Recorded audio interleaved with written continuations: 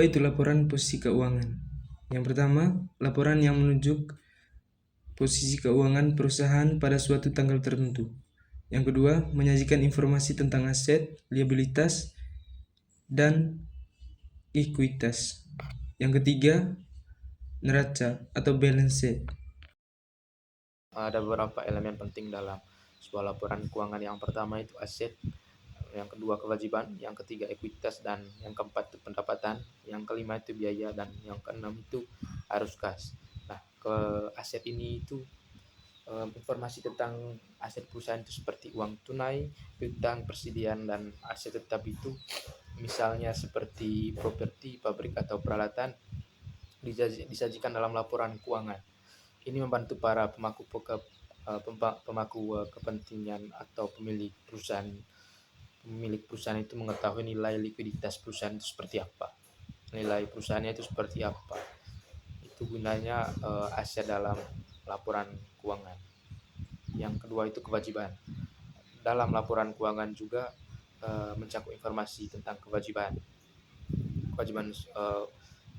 kewajiban perusahaan seperti apa dalam menjalankan operasional, seperti utang kepada pemasok, pinjaman kepada bank, atau kewajiban jangka panjang.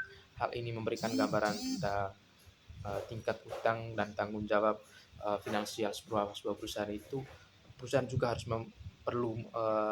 perusahaan juga mempunyai penyusunan tentang kewajiban. Apa kewajiban sebagai dalam sebuah perusahaan itu seperti apa? Misalnya ada utang bank itu harus bagaimana ke depan ya supaya bisa menyelesaikan dalam sebuah transaksi dalam utang bank. Yang ketiga itu ekuitas. Informasi tentang ekuitas dan kepemilikan perusahaan termasuk modal saham, laba ditahan, dan transaksi modal lainnya juga disajikan dalam laporan keuangan. Ekuitas itu harus disajikan dalam sebuah laporan keuangan, di mana ini membantu dalam mengevaluasi tingkat investasi dan kepemilikan bisnis. Ekuitas itu harus perlu juga untuk mengevaluasi dalam tingkat investasinya itu seperti apa, investasi dalam sebuah perusahaan itu seperti apa, dan kepemilikan bisnis begitu. Yang keempat itu pendapatan. Laporan keuangan mencatat pendapatan yang dihasilkan oleh perusahaan dan penjualan produk. Misalnya dalam perusahaan jasa itu harus penting dalam mencatat dalam laporan keuangan pendapatannya itu berapa. Ini juga membantu supaya pemilik perusahaan itu tahu pemasuknya apa, pendapatan dalam sebuah perusahaan itu seperti apa. Penting dalam juga untuk mencatat dalam sebuah laporan keuangan. Yang kelima biaya. Laporan juga itu penting dalam mencatat biaya dalam sebuah perusahaan, di mana perusahaan itu harus perlu mencatat laporan keuangan tentang biaya yang dikeluarkan oleh perusahaan. Misalnya biaya dalam memproduksi barang, apakah dalam memproduksi barang ini apakah laba atau rugi ya dalam sebuah produk barang atau jasa gitu. Yang kelima itu arus kas. Laporan keuangan mencatat arus kas masuk dan perusahaan selama periode waktu tertentu itu. Informasi tentang arus kas itu membantu dalam mengevaluasi kemampuan perusahaan itu seperti apa dalam menjalankan bisnis. Apakah arus kasnya itu meningkat atau berkurang. Itu pentingnya beberapa elemen ini dalam sebuah laporan keuangan sebuah perusahaan. Penting dicatat dalam sebuah laporan keuangan. Bagaimana operasional perusahaan itu berjalan dengan lancar atau tidak. Oke, terima kasih. Yang berikut klarifikasi. Yang pertama aset. Aset ada dua, yaitu aset lancar dan aset tidak lancar.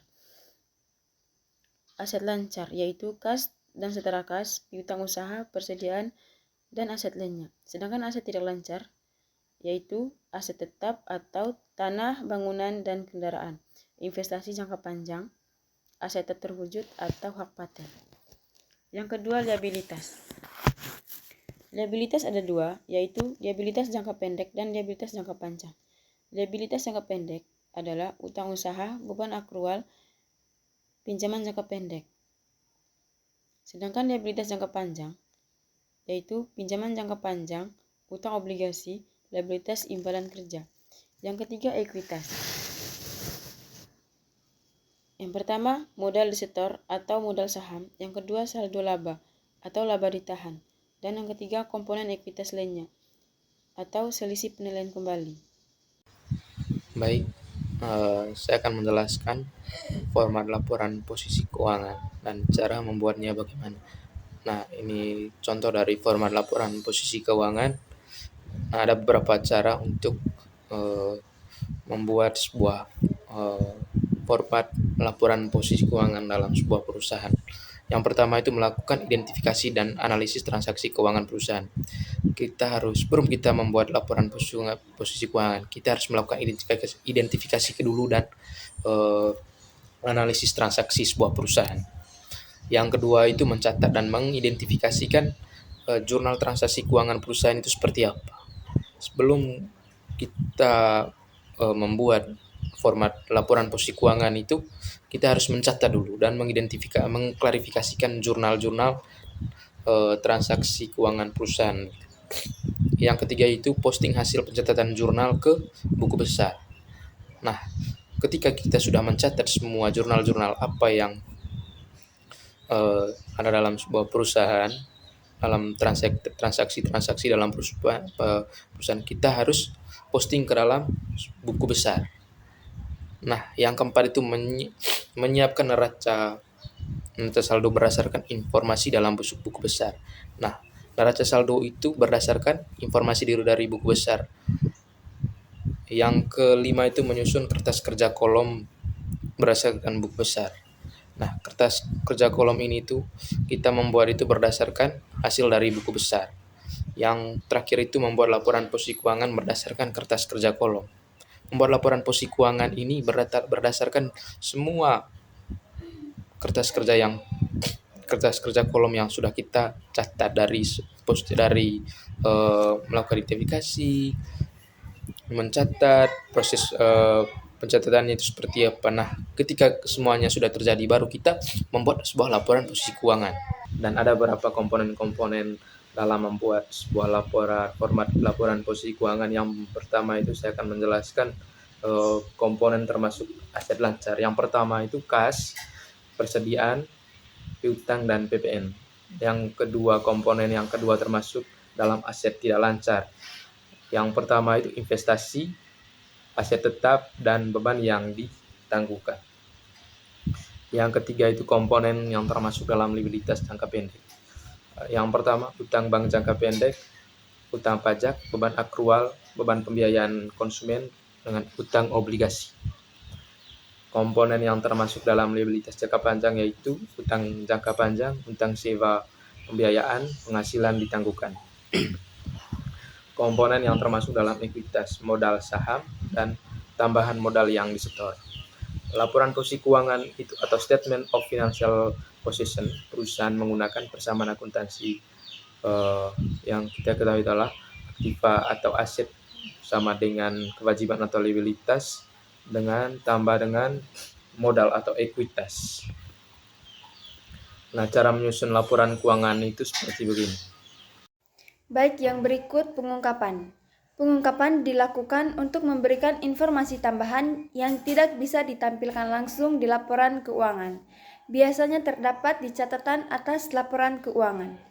Pengungkapan meliputi beberapa hal. Yang pertama, kebijakan akuntansi yang digunakan. Yang kedua, rincian akun penting, misalnya aset tetap dan piutang.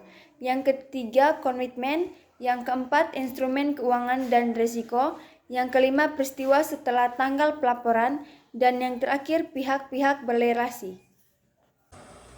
Kesimpulan, laporan posisi keuangan merupakan salah satu laporan keuangan utama yang memberikan gambaran jelas tentang kondisi keuangan suatu entitas pada suatu waktu tertentu. Dengan mengelompokkan elemen-elemen penting seperti aset, liabilitas, dan ekuitas secara terstruktur dan klarifikasi, laporan ini membantu para pemangku kepentingan dalam memahami sumber daya yang dimiliki, kewajiban yang harus dipenuhi, serta modal yang dimiliki perusahaan. Penyajian yang sesuai format dan pengungkapan yang transparan sangat penting untuk menjaga kredibilitas dan keandalan informasi. Oleh karena itu, laporan posisi keuangan tidak hanya jadi alat pengukur kinerja, tapi juga dasar penting dalam pengambilan keputusan bisnis dan perencanaan masa depan.